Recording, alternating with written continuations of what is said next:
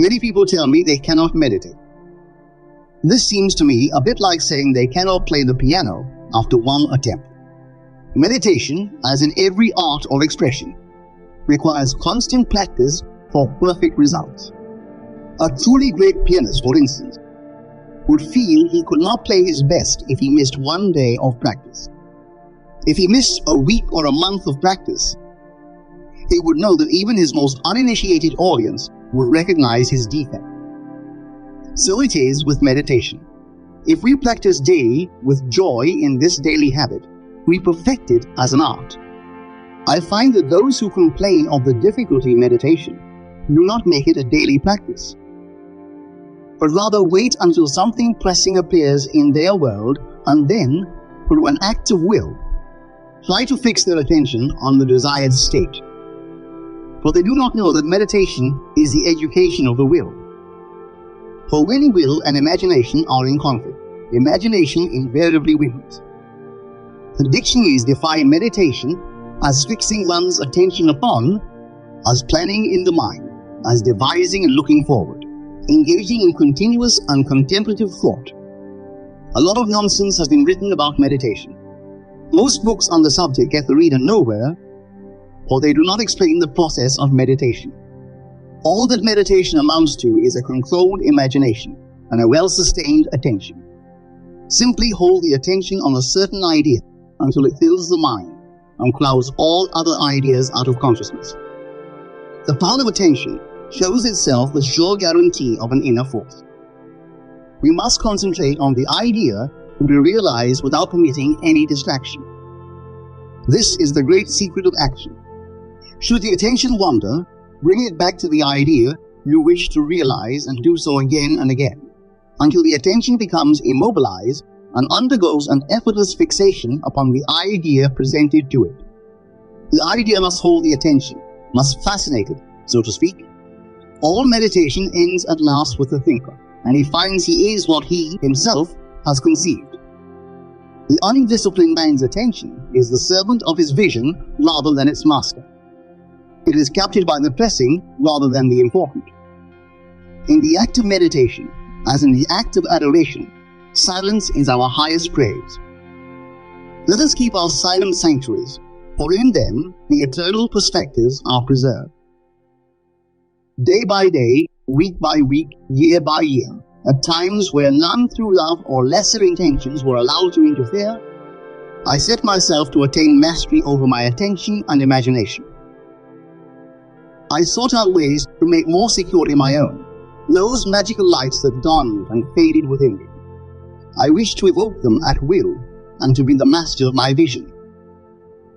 I would strive to hold my attention on the activities of the day in unwavering concentration, so that not for one moment will the concentration slacken.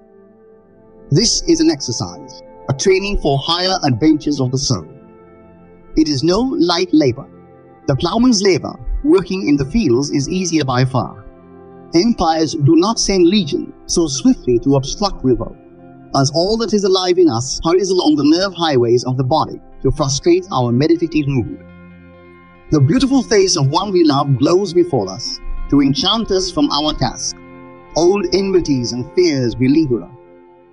If we are tempted down these vistas, we find, after an hour of musing, that we have been lured away. We have deserted our task and forgotten the fixity of attention we set out to achieve. What man is there who has complete control of his imagination and attention? A controlled imagination and steadied attention, firmly and repeatedly focused on the idea to be realized, is the beginning of all magical operations.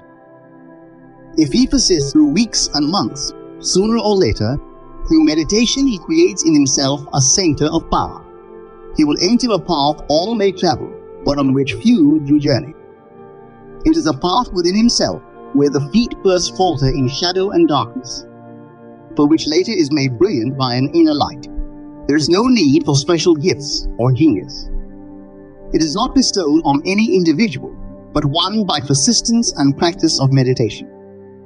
If he persists, the dark caverns of his brain will grow luminous, and he will set out day after day for the hour of meditation, as if to keep an appointment with a lover, When it comes, he rises within himself as a diver, too long underwater, rises to breathe the air and see the light.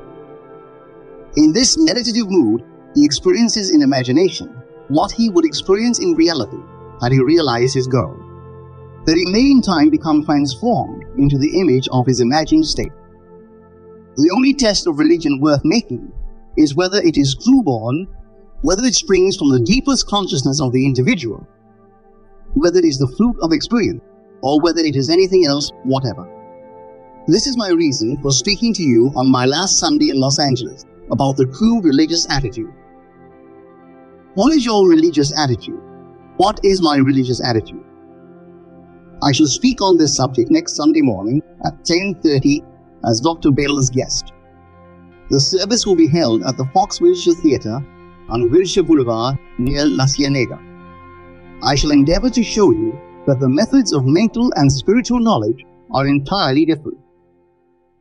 For we know a thing mentally by looking at it from the outside, by comparing it with other things, by analyzing and defining it, whereas we can know a thing spiritually only by becoming it. We must be the thing itself and not merely talk about it or look at it. We must be in love if we are to know what love is. We must be godlike if we are to know what God is. Meditation, like sleep, is an entrance into the subconscious. When you pray, enter into your closet, and when you have shut your door, pray to your Father which is in secret, and your Father which is in secret shall reward you openly. Meditation is an illusion of sleep which diminishes the impression of the outer world and renders the mind more receptive to suggestion from within. The mind in meditation is in a state of relaxation akin to the feeling attained just before dropping off to sleep. This state is beautifully described by the poet Keats in his Ode to a Nightingale. It is said that as the poet sat in the garden and listened to the nightingale, he fell into a state which he described as "a drowsy numbness pains my senses, as though of hemlock I had drunk." Then after singing his ode to the nightingale, Keats asked himself this question: was it a vision or a waking dream? Fled is the music. Do I wake or sleep?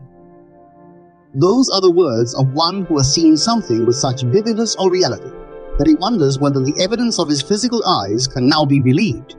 Any kind of meditation in which we withdraw into ourselves without making too much effort to think is an outcropping of the subconscious. Think of the subconscious as a tide which ebbs and flows. In sleep, it is the flood tide, while at moments of full wakefulness, the tide is at its lowest ebb. Between these two extremes are any number of intermediary levels.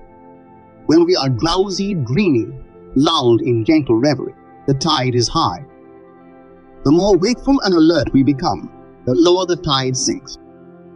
The highest tide compatible with the conscious direction of our thoughts occurs just before we fall asleep and just after we wake. An easy way to create this passive state is to relax in a comfortable chair or on a bed. Close your eyes and imagine that you are sleepy, so very sleepy. Act precisely as though you were going to take a siesta. In so doing, you allow the subconscious tide to rise to sufficient height to make your particular assumption effective.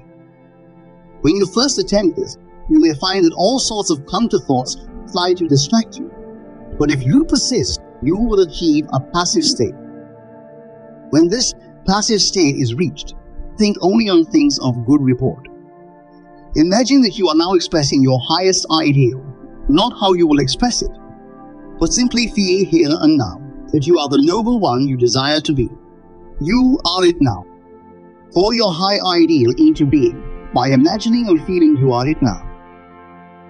I think all happiness depends on the energy to assume the feeling of the wish fulfilled, to assume the mask of some other, more perfect life. If we cannot imagine ourselves different from what we are and try to assume that second more desirable self, we cannot impose a discipline upon ourselves, though we may accept discipline from others. Meditation is an activity of the soul. It is an active virtue, and an active virtue, as distinguished from passive acceptance of a code, is theatrical. It is dramatic. It is the wearing of a mask. As your goal is accepted, you become totally indifferent to possible failure, for acceptance of the end wills the means to the end. When you emerge from the moment of meditation, it is as though you were shown the happy end of a play in which you are the principal actor. Having witnessed the end in your meditation, regardless of any anticlimactic state you encounter, you remain calm and secure in the knowledge that the end has been perfectly defined.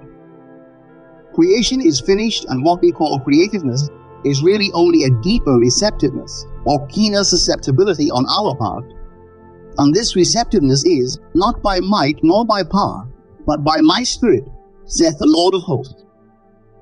Through meditation, we awaken within ourselves a center of light, which will be to us a pillar of cloud by day and a pillar of fire by night.